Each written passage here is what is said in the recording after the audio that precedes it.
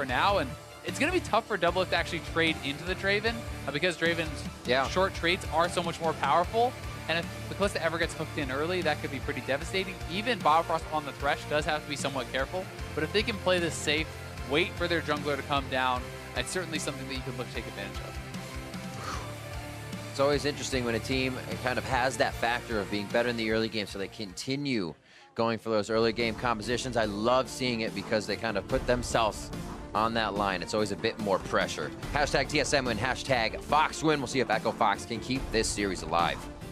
And one thing that is going to work up against them a little bit in the early game is you expect Jarvan to be able to push in the Camille, generally speaking, so they don't have all pushing lanes anymore. You know, we saw the first invade coming out of Kha'Zix from Acadian in game 1 was because Rumble had top lane pushed up and he evaded Rumble and Kha'Zix, go push out Svenskeren. This time, if the Jarvan is pushing into your Camille, then it's much scarier to invade on that top side because Jarvan will respond first. So they're going to have to be cognizant of that, and we'll see how Acadian can play around this if he decides, you know, to maybe go for that Tracker's Knife this time if he doesn't feel he can invade.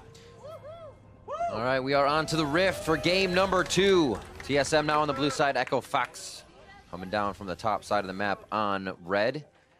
And we have basically the same comp we're looking at here from TSM with just a few changes in that AD carry and jungle position.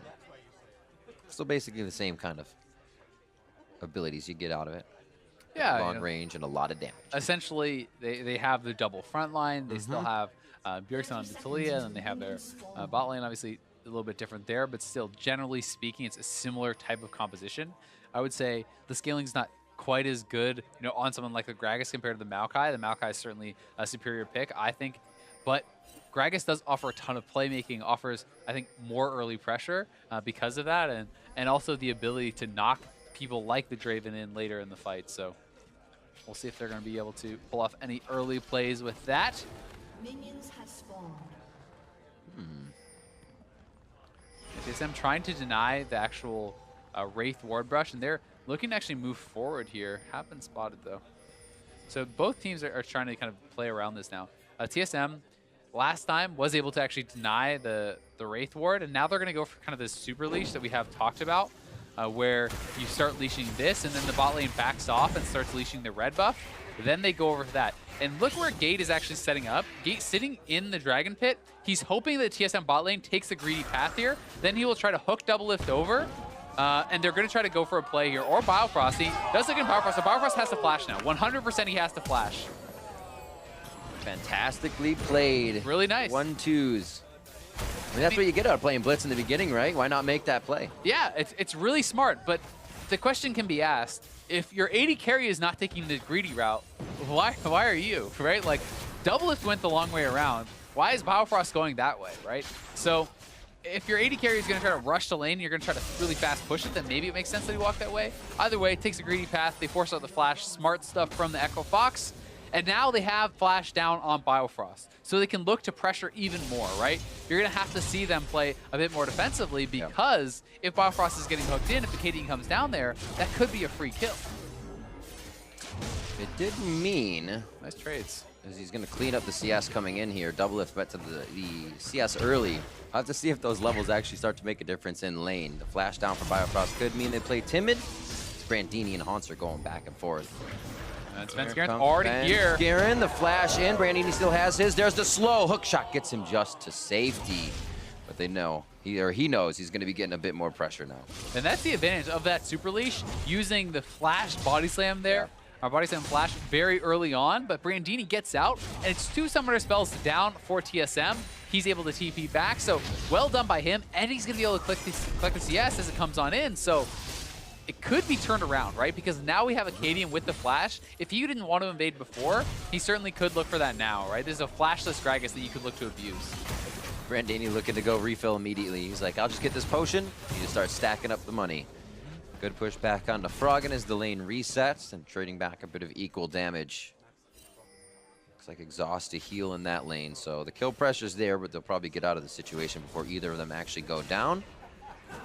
Let's look at Mash quick. Obviously not too much has happened, but he's at 39 adoration stacks. So we'll see how much he has when he actually cashes in.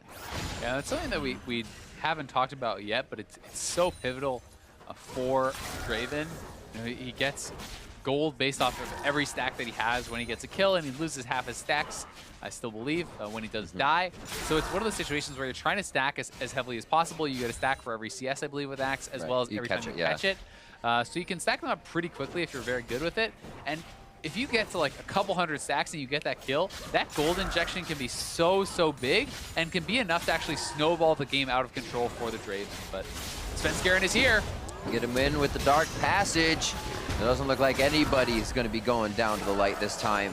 5 minutes in, they put a bit of pressure bot side, so Svenskeren has been coast to coast now, trying to make this work. And that's the gank assist from the Thresh, right? No summoners have to be blown there from TSM. That means Blitzcrank is down a flash, and if Blitzcrank cannot posture aggressively, cannot play aggressively, that support is worthless. Like, you don't have any pressure if you're sitting back under your turret. You need to be in the bush. You need to be threatening these hooks, and taking that flash away really limits the ability of Gate to do this. It's much easier to read that Blitzcrank's positioning as well. Hooks are easier to dodge, and as soon as the hook and the flash are down, the respect goes away. Arcadian trying to disrespect in the jungle a little bit here. He calls for help from Froggen, and that's that lane push. Bjergsen's a little late to come here as he's kind of dealing with a wave at the turret. Nice sidestep. Biofrost comes up to help. No Nice hook, pull no over. flash, Biofrost, yeah, flash from the early game, still going in, and Biofrost is going to go down on the roam from the bot lane to mid. First blood for Arcadian. Gate having a laugh about that one. Hooks him over the wall again. And this time, no flash to bail out Biofrost. And Arcadian with such a nice little sidestep. His team had backed off, so Biofrost had no backup there. They're able to get first blood onto the Kha'Zix, and he's going to look to invest probably in some early aggressive pressure. So really good sidestep. Svenskeren walks off. He gets hooked in. Talia's under the mid lane turret. So at this point, this is just a dead support. There's nothing they can really do for him. You can see Bjergsen even already basing, knowing that Biofrost is going down. Last cone just a few more steps away, but then again, you're Thresh, so you have to actually stand on it to make that work. Serrated, Dirk, Boots, and Vision coming in from Ashe on the bot side, so he'll be able to put a bit more sting on with those axes as he starts catching them. Double lift. I think he'll come back with not too much just yet. He's on 1,600 gold, so he's just waiting to back. Probably a Bilgewater Cutlass would be the buy, I would expect. We'll see where he decides to go, though, if he wants to go to that Blade of the Rune King or do something different. Either way, it was actually the Tracker's Knife on Arcadian, so we talked about the fact that top lane may be getting pushed in, and Gate now looking for a roam. We'll see if he can get a summoner out of Bjergsen. Predict the flash, hits him. Dead. Oh, catches him out of the air. Beautifully done. The charges take him down. Biofrost tries to get there in time, and that's 2 summoners and Bjergsen down. I mean, that was very well done. Gate with the early Moby Boots just runs straight in, and Bjergsen not wanting to early flash, trying to respect the hook and hoping he could actually force him to use the hook, then reactively flash. But if you get punched up, the hook is guaranteed, and this costs a lot for Bjergsen, who goes down, and now Froggen is off to a good start. And Alley-oops him out of the air.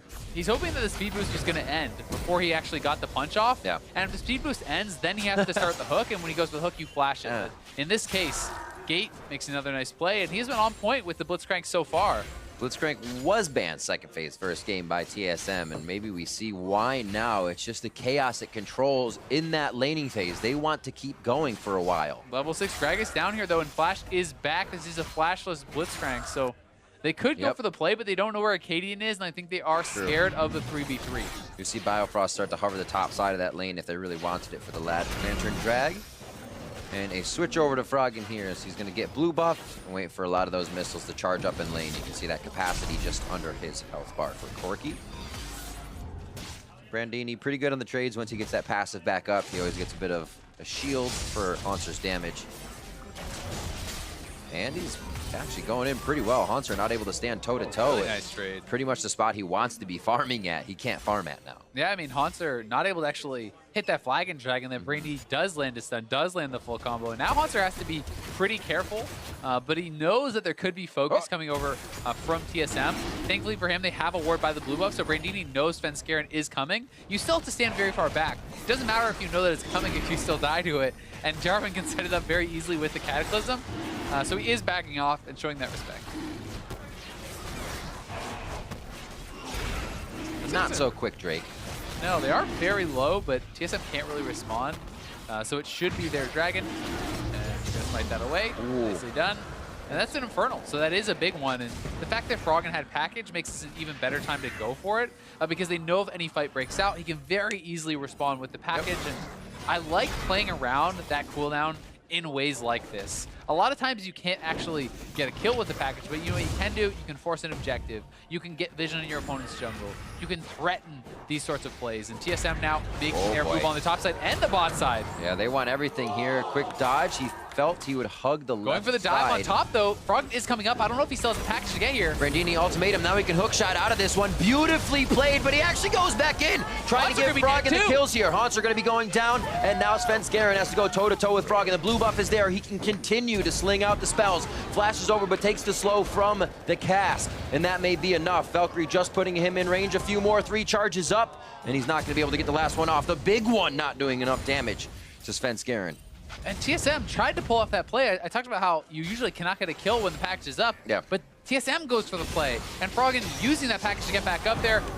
Fight on the bot side, though. Quick hook in. Gate is 5. Mash is 7. His Gate hasn't been getting the experience in lane. I guess Biofrost is sitting in the same spot, but that silence isn't there yet. So they have to be careful about taking these fights. Doublelift can just keep dancing around. We'll see this top fight again. And the reason Froggen gets there so fast, that's the package. He utilizes the package to get up from mid lane, and then really nice dodge on the body slam from Brandini. They go straight over onto Bjergsen. Bjergsen took aggro on the turret, so multiple mistakes there from TSM. Svenskeren should have been the one tanking that up, so Bjergsen could actually finish off the kill, but they notice the turret is on Bjergsen. Immediately, ultimatum goes down on him. They focus him down. Very good target selection and play from Brandini and Froggen. And TSM probably shouldn't have gone for the play in the first place when packaged up, and B, should have had aggro on a different player. Echo Fox answering very well, adapting to pretty much everything as it happens on the fly. TSM with those invades, very deep wards to the top side, so they'll know where Cadian is if he heads there.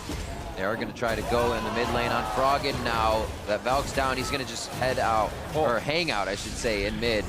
Cadian back and forth. Should be able to jump over the wall and get out of this one. He actually got Bjergsen pretty low. I mean, I know Bjergsen still had heal, but you can see the damage already coming out of this guy. Is this time it's a pre 11-minute Triforce, so that is very, very fast for Froggen, and he's certainly going to be really strong and going to be looking to try to carry this game. Pretty ridiculous CS as well. 116 to 95 there at the 11-minute mark. He's only not farming now because he went down. So expect him to clean everything up in mid lane and keep that lead. We'll see how this happened again. TSM was kind of sick of nothing happening, and they say, let's bring the team. Yeah, really nice roam there from Biofrost. A bit of an oopsie on the hook, but he already hit the flash play, and the body slam was there too. Known as a zoning hook. A zoning hook. He could not go back towards his base. He could not go back towards That's his base. true. Either way, really nice play. And roams have been kind of the name of the game. Both supports have been getting involved, moving towards the mid lane, and now it's, you know, both sides have been able to actually execute on one of those kills. Biofrost here again. A lot of wards on the side of Fox. They can't even really enter this dragon side. Infernal, they want to stop that second one, as it were, to come up. Still has quite a bit here, but TSM is making quick work of that vision. They moved it from top now to bottom to prioritize here. And Mash sitting at 270 or so stacks. Going to be going back and looking for a Ghost Blade here, I imagine. Could be Dust Blade too. It will be the Dust Blade. So now he really wants to cash in. You complete that first item. Yeah. You try to get a kill. If you can actually cash in before you die, that will be a really big injection of gold, because you'd get over 500 gold from the passive plus the gold from the kill. So that can be so big in actually snowballing you and getting you very quickly towards this next lethality item if he decides to go for that. Those games feel super good. When you like leave the base with 20 gold, you go back with 1100, you're like, and another straighted Dirk. Get that right in there and go for it. But TSM knows this, and they're trying to set up a dive onto the Draven. They want to be able to take him down before he can actually cash in. There are 4 members of TSM down here on this bot side. 4 members of Echo Fox responding, though. Hook for a hook. Oh my word. Gate taken down immediately. The rest of that is going to slow the team. Camille is here though, and Haunter is not TP'd. Brandini right around. That's going to be Hextech ultimatum. Oh, he's going to get one locked in onto Doublelift. Fate's call pushes him right back into Brandini. Doublelift has the room to keep the fire going. Cataclysm on all 3. He actually gets the flag and drag in before he gets that down, and Doublelift has the chance to dance around the outside and continue to take down Echo Fox.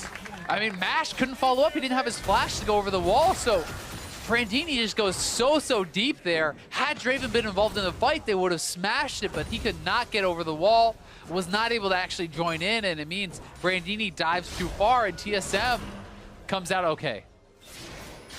Great cover on everybody chasing down. Once they kind of located Brandini, they knew what the priority objective was in that fight. Bjergsen now 2 kills, Doublelift with 2 kills on the Kalista, and we'll see this once again. I mean, it's a good start to the fight from TSM, but then Camille is TP'd in so much earlier. Like, look at him get burst down, seismic shove, just deleted. Camille is here so much faster. Yes, they have the strength to go for the play, but look where Mash is, right? How is he actually supposed to get over here? He kind of hesitates, he goes back around, Brandini comes over, but look how long it actually takes Draven to get down. So it's really just the 3 members here. And then all of TSM has arrived before Mash has actually even gotten to the fight. Doublelift is back to his turret. Now Mash starts fighting, but Bjergsen is here too, and the fight has already kind of gone south a bit. They almost take down Monster, but imagine if Mash was there. 1 or 2 more autos, That he could shot? have up. Oh my word, Bjergsen had about 3 hits before he was dead. We only saw 1 of them, but they are going to be going for Dragon now.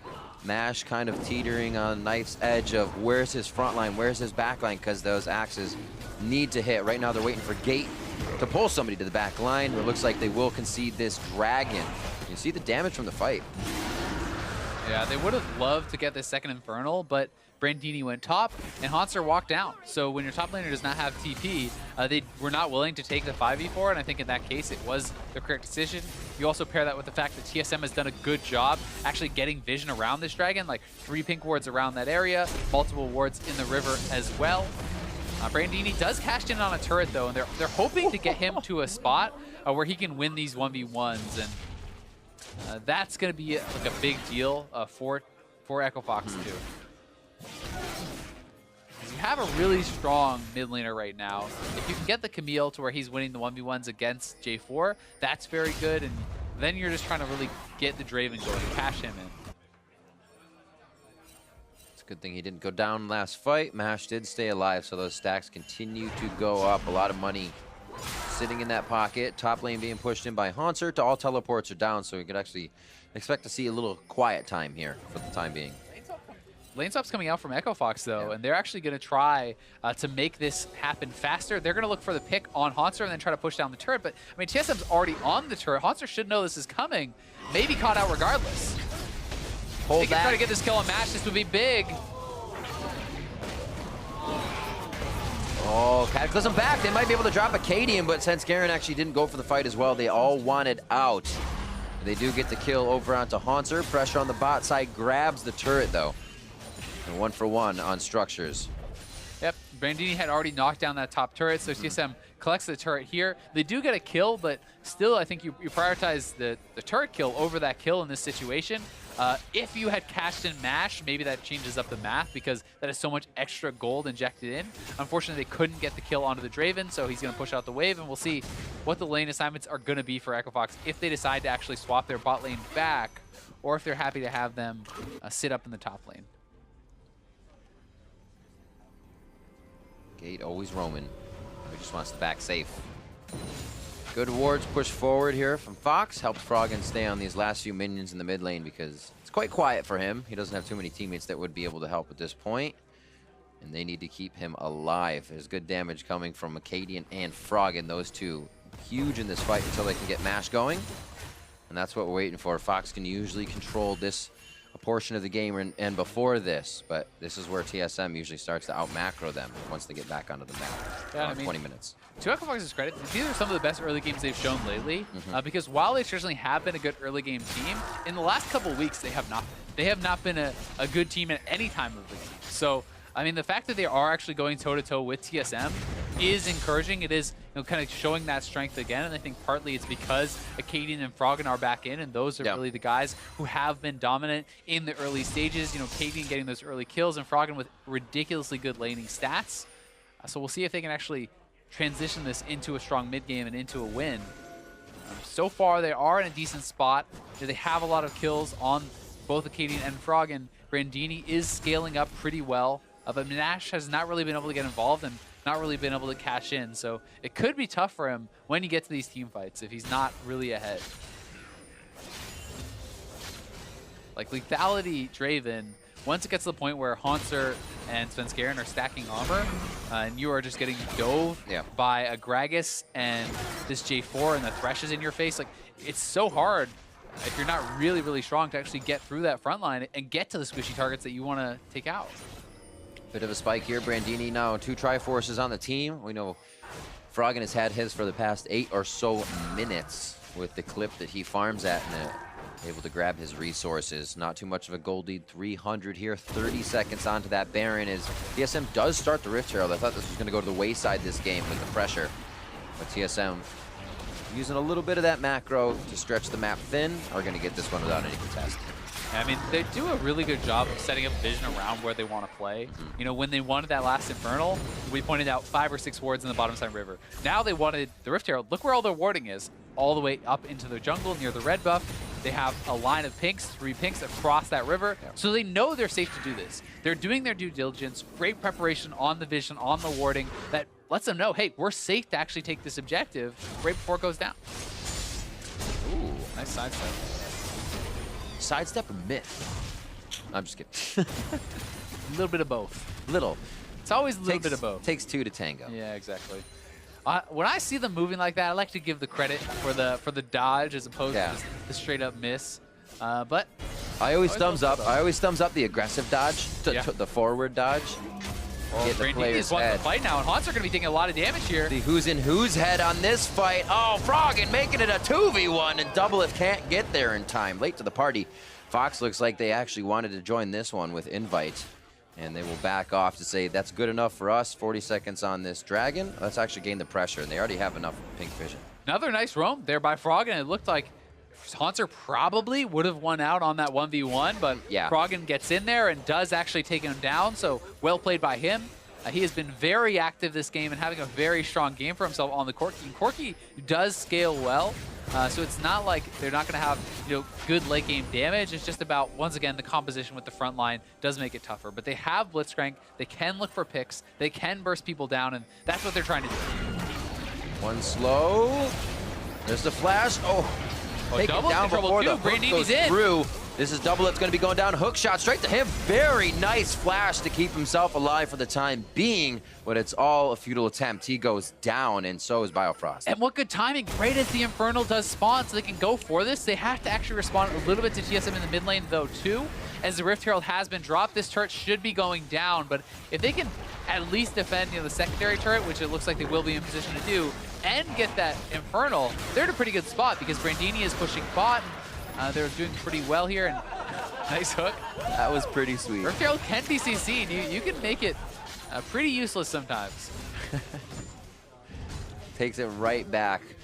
But that also plays into the favor of kind of what we talked about last game, is where if TSM is able to get something at any moment, it seems like their waves are right there and ready. Brandini had to push this one up a little bit later.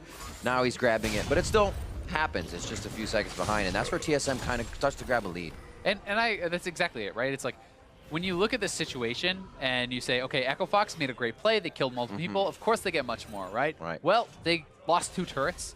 They actually lose a fair bit because of that. I still think it's a good play for them because they got a turret of their own, they get the Infernal, they get a couple kills. But TSM is always a team who is ready to make the best out of a bad situation. And when they have a really good situation, they get even more. And now they are on the Baron. There is a blue trinket available for MASH, but I think this is actually just going to be gone because Acadian is pretty far away. I don't know if they can get here in time. We'll see if they go for the play. Brandini has no TP. They have the Whirling Death that can look to secure this. MASH throws in Whirling Death, and he steals it with the ultimate Whirling Objective Stealer. And it's 10 to 5 now as TSM leaves bewildered of where the Baron went. They have the Callista Smite combo. And MASH just throws in the ultimate catapult, takes that down. That could be the key to actually winning this game. I mean, that should have been a TSM Baron and them tying up the gold league, having the better composition and taking the game. Instead, that's 2 turrets and the Baron for Echo Fox. They are now very far ahead.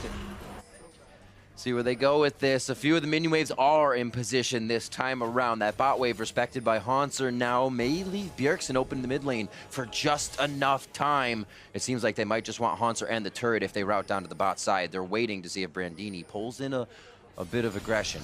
Yeah, and I mean, Mash has cashed in now. He got his kill, he didn't die. He has so much gold on this Draven. Yep. They're just gonna bum rush this inhibitor turret. That is gone, and this is gonna be an inhibitor at 24 minutes for Echo Fox. Look where TSM is as well, turned on top of their head for this play, thinking they had time, and that's how dark the map is for them on that bot side. Fox was on that side of the court the whole time.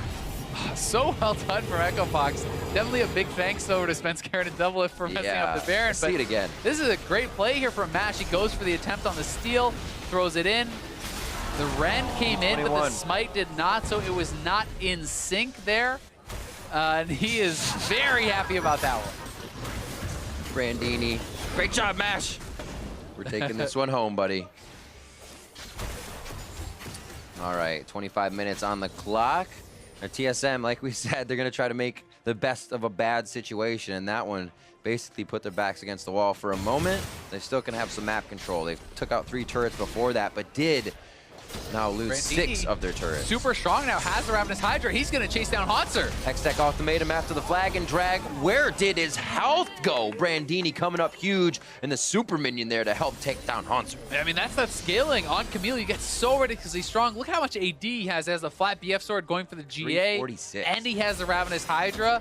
This guy is very, very strong right now. And I mean, Echo Fox have gotten more than far enough ahead to actually take this game. I mean, that's the ticket, right? They continue to build these early game teams, but now they have that safety in Brandini to scale up if they don't get the early game they wanted. They kept it even with TSM and were able to catapult an 8,000 gold lead. 1.5 minutes left on Baron, and they continue to turn TSM's base into shambles. It's a tough one for TSM. I mean, they were still within reach until that Baron went wrong, right? And that Baron really lost them everything because they had 5 members there. Brandini was split pushing. They lose the Baron. They lose multiple turrets. Now their split pusher can't 1v1. Like, they just got so behind off that Baron play. We'll see if they can actually slow down the pace of the game, because if they can, they still can, you know, pull it back with their composition to a place where they could win, but it's going to be very hard. Echo Fox has 2 inhibitors, and they're looking to quickly close out this game. They want to put a little bit of pressure on. Fate's Call goes all back in, throws down the box. What a hit from Team Solo mid. Brandini gets deleted. Froggen's still alive, trying to put the damage back onto Hauntzer, but Gate's already running. His mana shield is down, and that means he's going to be taking more damage as it falls. Mash goes down. That shield is gone for Gate, and he's got to stay out of the way of the damage. These guys absolutely got jumped on, and we said TSM can always make the best of a bad situation. You got to be ready.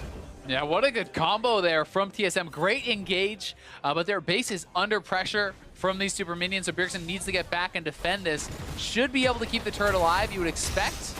They will be able to do so. Either way, this just buys them a bit of time. It's a good play, but it's a 3-for-1 in the kills, and they are still massively behind. Waves are still crashing in, and Froggen is going to be able to go back and buy, and these guys are so strong. How long have they been out? About 1,500 to 1,300 in some pockets, as we see this fight one more time. The Weaver's Wall was just so sick. Into that face call, knocks up 4. They had the Talia combo on multiple. Sven Skaren in there for a great ultimate, but look how fast. Doublelift actually got deleted there by Froggen. He went down in almost an instant, and then Froggen doing a good job, kiting back, able to chunk some of these guys out. They do take down Mash, but Echo Fox does not get completely routed there, which was certainly important. If you give up all 5 kills, TSM can get control back on the map, but TSM needs to continue making good plays like this. The next Dragon, they should not fight for. They should be playing around their minion waves, and Sven looking for a pick, though. Can't stop, won't stop. He's got Hauntzer right behind him. One more body slam in just a few seconds. Mash uses the adrenaline rush to get himself some distance just out of range of the body slam, but he's got 5 members chasing him down. They're chasing so far, though. Brandini's in the base, and Brandini's going to go for the end. All Echo Fox has to do is delay now. If they can stop these bases, Echo Fox wins the game, and Acadian does stop the base, and I don't know if Hauntzer can do this by himself. We'll see. There's one hit. He can't take too much damage from the turrets. Brandini needs to work the minions in. He might want to get back with his team, is what they're saying. Double Echo Fox close in a to bad going fight, down. though. Acadian hops out of that one. Gate's going to be able to take one down. Can he get another one? That kill actually going over to Acadian before he went down. Gate not coming up with much more than grabs here. It's still a 2v1 as they teeter back and forth. TSM on the wrong side of the fight, and Brandini going for the Nexus as they are coast to coast in what's happening right now. He's got the GA, so he's coming back up with super minions right behind him, tries to get the last bit of armor. Hextech ultimatum as he feels like he can drop Haunter anyways, and it's Brandini taking the game for Echo Fox, and the team behind him all the way there. What an end to that game. That was insane. TSM chasing so far on the Mash, and they can't actually lock him up with their CC, unable to hit the flag and drag, unable to get him knocked back into the team, and they got stuck over in the enemy's jungle. Only Haunter could get back to base, and at this point, he has been outscaled. He's not able to actually hold Brandini in that 1v1, so great job by Echobox closing out the game. Absolutely. They had to come out a little bit stronger. Bjergsen, again, a 5-kill game. Froggen said, we all need to do more. Froggen with 7. Brandini coming up huge at the end. The Kazakhs working again. It was a very big rinse and repeat here for Echo Fox because they knew they had that early game. They just had to have that card in the late game where they could say, got that ace in the hole, baby. We're playing this one, Brandini's Camille. Yeah, I mean, Camille got to the point where there's nothing J4 can do anymore, right? There's no way that he's really going to win that 1v1. I mean, Brandini started actually fighting Haunter after he was at like 30% health and still wins the 1v1, so that's always going to feel bad. But it was well played by Echo Fox. You certainly have to point to some of the mistakes, though, from TSM. I mean, that Baron secure really should have been theirs. Losing that to the Draven ultimate, when you have Kalista ultimate plus Smite, that's a combo you need to be able to pull off, and we've seen teams fall prey to that. Earlier, I believe this weekend, we saw Cho'Gath and a Kalista get out-smited by Reignover just kind of wandering in and smiting that. So we'll see this go back through the game a little bit here with Mash's take of the Baron. I mean, it was a good Baron call. Brandini's on the bot side. He has no TP. So, well, he's like, well, okay, I guess I'll keep split pushing, right? The problem here is that they do not execute their Smite Rend combo. There is the Rend, no Smite comes out. That needs to be synced up. You need to do a countdown, basically, and immediately do it at the same time. And if you do not, you open up for these kind of random steals to come in. And Mash, you know, good timing, also some luck, steals that away. And that meant not only does TSM not get that, they're losing stuff on the bot side. They don't have the Baron buff themselves. They lose that gold, and they lose their mid turret. That was the game-defining moment. As well, they kept putting things into play where they were in position with Brandini to roam. Those minions were there. It was funny, as we kind of pull back to Mash for a second, that it wasn't the adoration stacks that came out from the Draven. He controlled lane a lot, but in the end, the ult to really help pull them through. And what they did in the early game was so strong. Continuing to go around the Kazakhs, again, pressuring very hard onto TSM for Acadian. They're putting on a lot of pressure, I think, with the Acadian Froggen combo, playing it very well. Biofrost had no flash from some level 1 cheese or creative player, whatever you want to call it, from gate. He did a really nice ward over the Dragon Ball, and Biofrost walks a greedy way, gets hooked, loses flash, repeat, get that hook, now he's dead. Then the roam up here from gate, really active in the early game. Bjergsen thinking he could get away, loses both his summoners and dies. Then this is another big mistake, I think, from TSM, where they go for 3-man dive. Froggen had package. Not only does Froggen have package, but Bjergsen is the one tanking the turret. You need that to be on his Svenskeren. And I think what actually may have happened there is because Brandini avoided the body slam from Svenskeren with his ultimate, that was what they were expecting to take aggro on the turret. So then Bjergsen starts attacking, thinking that the Gragas body slam would have already hit, but it did not. So he gets aggro. They focus him down. Those couple plays, you know, some mistakes from TSM, but also some great plays from Echo Fox, really did turn around the game. And one last great play from Echo Fox. While one was in the base, stopping the backs was huge. And you don't get to do this very often. So it's almost a new experience every time. You're just trying to get away. And I mean, TSM chasing very heavily onto Mash here. Haunter expended his ultimate actually onto Acadian. You know, that might have made a difference if they could have just killed him off right off the bat. But they have Camille in the bot lane. They're saying, well, end the game. All we have to do is actually stop here. Acadian gets up, stops double lift space.